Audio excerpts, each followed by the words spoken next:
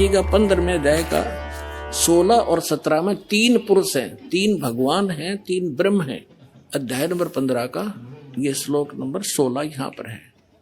इसमें क्या कि द्वौ इमौ पुरुषौ लोके सर्च अक्षर एवच सर सर्वाणी भूतानि कुटस्थ अक्षर उच्चते 16वां श्लोक। इसका अनुवाद यहाँ पर क्या है? इस संसार में नाशवान और अविनाशी भी ये 2 प्रकार के पुरुष हैं। अब देखो इन्होंने सर्वाने नाशवान अक्षर माने अविनाशी कर दिया। ये लिखना था इस संसार में सरपुरुष और अक्षर पुरुष, ये पुरुषों है ना, ये दोनों संस्कृत में इसके साथ भी लगाया जाता है, अक्षर पुरुष और सरपुरुष। ये और इनको देखें तो नाशवान और अविनाशी ये 2 प्रकार के पुरुष है। पुरुष माने परमात्मा है, प्रभु है, भगवान है, ईश है, स्वामी है। और संपूर्ण प्राणियों के शरीर तो नाशवान है, जीवात्मा अविनाशी कहा जाता है। अब क्या है, ये सरपुरुष कितना मालिक है, अक्षर पुरुष कितना मालिक है, और परम अक्षर। अब तीसरा कौन है, वो तीसरा पहले दिखाते हैं। तीसरा जो है वो परम अक्षर पुरुष है। अब यहां आपने 15वें अध्याय के 16वें श्लोक में 2 पुरुष हैं, सरपुरुष और अक्षर पुरुष। ये 2 प्रकार के पुरुष हैं और इनके अंतर्गत जितने प्राणी हैं वो नाशवान है और ये स्वयं भी नाशवान है। जीवात्मा तो गधे की भी नहीं मरती, कुत्ते की भी नहीं मरती। अब यहां देखो 15वें अध्याय के 17वें श्लोक में क्या लिखा है कि उत्तम पुरुष है तू अन्य। ये उत्तम पुरुष माने श्रेष्ठ परमात्मा तो इन दोनों से अन्य है, सरपुरुष और अक्षर पुरुष से। सरपुरुष सर और अक्षर, नाशवान और विनाशी, ये 2 प्रकार के पुरुष हैं। इसमें लिखा है 17वें श्लोक में 15वें अध्याय के कि उत्तम पुरुष है तू अन्य परमात्मा इति उद्धारत है, ये लोग तरम आवी से विवर्ती अवैश्वर है।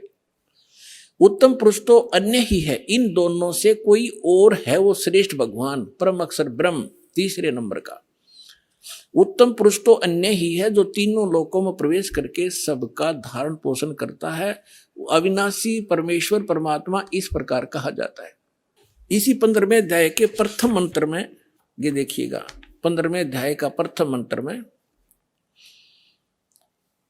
इसमें कहा है कि ऊर्ध्व मूलम अधः शाखम अश्वत्थम प्राहु अवम छंदासी यस्य पर्णानि ये तम वेद स वेदवित्। इन्होंने अनुवाद किया है कि ऊर्ध्व मूलम, आदि पुरुष परमेश्वर मूल वाले, इसका अर्थ करना था ऊर्ध्व माने ऊपर को, जड़ वाला वो तो पूर्ण परमात्मा है, और अधः शाखम, यहां इन्होंने अधः का अनर्थ कर दिया ब्रह्मा रूप मुख्य शाखा वाले। नहीं, अधः माने नीचे होता है, ऊर्ध्व माने ऊपर होता है। इसमें अधः 2 बार है, अधः अधः, ये दूसरे श्लोक में। अब यहां इन्होंने, और ऊर्ध्वम भी है, यहां देखो इन्हीं का अनुवाद देखते हैं। अधः माने नीचे है, अधः माने नीचे, अधः माने नीचे, और ऊर्ध्व माने ऊपर, ऊर्ध्वम माने ऊपर। अब यहां देखो, हम फिर आगे वापस 15वें अध्याय के प्रथम श्लोक में, ऊर्ध्व मूलम अधः शाखम, ऊर्ध्व मूलम अधः शाखम, ये अधः शाखम, ये ऊर्ध्व मूलम अधः शाखम अश्वत्थम प्राहु अवम अविना छंदासी यस्य पर्णानि ये तम वेद स वेदवित्। अब इन्होंने ये गलत किया है, यह लिखना था ऊपर को जो जड़ वाला, ऊपर को जड़ वाला वो तो परमेश्वर है, पूर्ण परमात्मा है, ये ठीक है। अधः शाखम गलत कर दिया, नीचे को शाखा वाला, और संसार रूपी पीपल के वृक्ष को अविनाशी कहते हैं, वेद जिसके पत्ते कहे गए हैं। और उस संसार वृक्ष को जो व्यक्ति, जो संत मूल सहित तत्व से जानता है वह है सवेदवित्, वह वेद के तात्पर्य को जानने वाला है। वो तत्वदर्शी संत है जो इस संसार रूपी वृक्ष के सभी विभागों को बता देगा। ये देखिएगा, संसार रूपी वृक्ष दिखाता हूं आपको पहले। ये है ऊर्ध्व मूलम अधः शाखम, अधः शाखम, ऊर्ध्व मूलम अधः शाखम अश्वत्थम प्राहु अवम छंदासी यस्य पर्णानि ये तम वेद स वेदवित्। अब देखिएगा, ये है वृक्ष जो जमीन से बाहर दिखाई देता है। परमेश्वर ने, कबीर परमेश्वर जी ने 600 वर्ष पहले अपना ज्ञान बताया था एक, और वो लीला ऐसी ही करते हैं, अपने मुख कमल से यथार्थ ज्ञान बोलते हैं और उस ज्ञान को फिर लिपिबद्ध कर लिया जाता, वो सच्चिदानंद घन ब्रह्म की वाणी कहलाती है। उसमें उन परमात्मा ने कहा था, अक्षर पुरुष एक पेड़ है और सरपुरुष वाकी डार, निरंजन कहो सरपुरुष कहो, और तीनों देवा शाखा है बाई पात रूप संसार। उस परमेश्वर ने वो परमात्मा जैसे रामानंद जी को मिले थे, स्वामी रामानंद जी को, उन्होंने जब परमात्मा को ऊपर देखा, फिर नीचे उसी एक सिंपल वेशभूषा में धानक जुलाहे रूप में बनारस में देखा। जब कहा था दोहु ठोड़ है एक तू भया एक से दो, और गरीबदास हम कारणे तुम आए हो मगदो, तुम साहेब तुम संत हो, तुम सतगुरु तुम हंस, और गरीबदास तेरे रूप बिना। रामानंद जी कह रहे और न तू जान, तुम ही साहेब हो, तुम परमात्मा हो, सतगुरु सच्चा ज्ञान देने वाले आप ही हो, तुम साहेब तुम संत हो, तुम सतगुरु तुम हंस। और गरीबदास जी जैसे तुलसीदास जी ने रामायण को लिखा था, चित्रार्थ किया था, उस प्रकार गरीबदास जी को परमात्मा ने दिव्य दृष्टि दी थी। वो सारी सच्चाई गरीबदास साहिब जी ने अपनी वाणी में लिखा है, इसलिए गरीबदास जी का नाम आता है। लेकिन वार्ता चल रही है रामानंद जी और परमात्मा की। तुम साहेब तुम संत हो, तुम सतगुरु तुम हंस, गरीबदास तेरे रूप बिना और न दूजा हंस। बोलत रामानंद जी सुनो कबीर करतार, कहे कबीर गरीबदास सब रूप के तुम ही सृजनहार। तो यहां बताया जाता है कि तुम सतगुरु भी आप ही हो, सच्चा ज्ञान आपके बिना इस पृथ्वी पर कोई जानता ही नहीं। तो परमात्मा आए थे एक, हम उसको कवि कह करके फाइनल कर दिया, उनकी क्लोज कर दी फाइल को।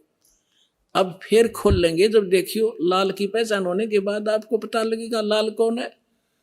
तो उस परमेश्वर ने 600 वर्ष पहले सच्चिदानंद घन ब्रह्म की वाणी में, अपनी कबीर वाणी में क्या लिखा था, अक्षर पुरुष एक पेड़ है, सरपुरुष वाकी डारे, तीनों देवा शाखा है ये पात रूप संसारे।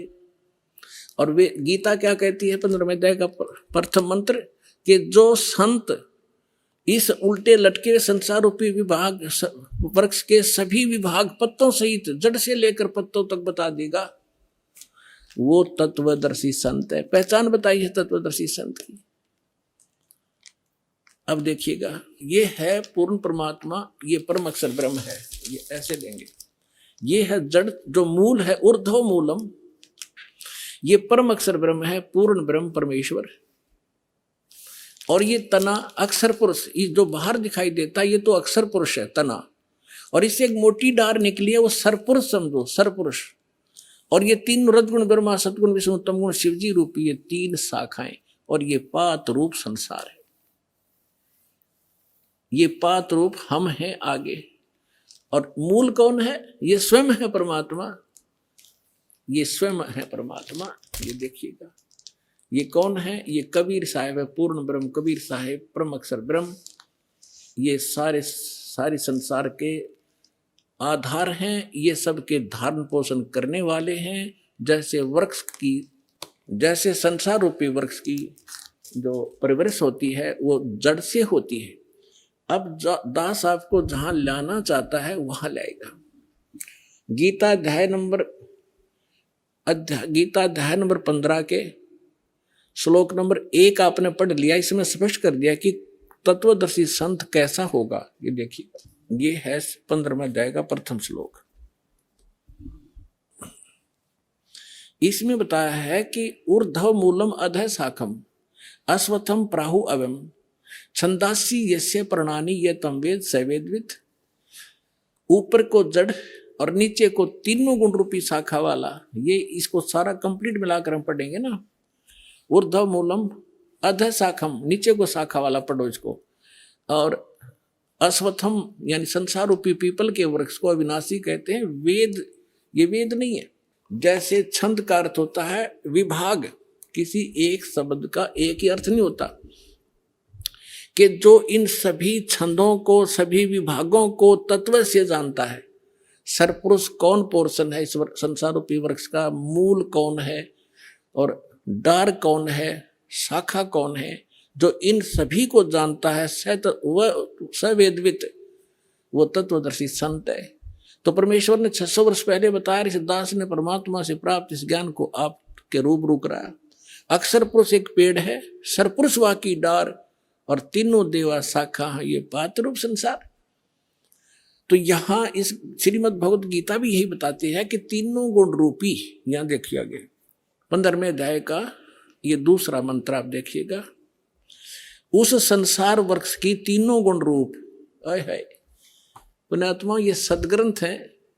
यदि इन BA MA की पुस्तकों को एक बच्चा पढ़ समझ सके, टीचर की क्या आवश्यकता थी? इतने बड़े कॉलेज बनाने की क्या आवश्यकता थी? इन किसी भी अपने धर्म ग्रंथ गुरुओं को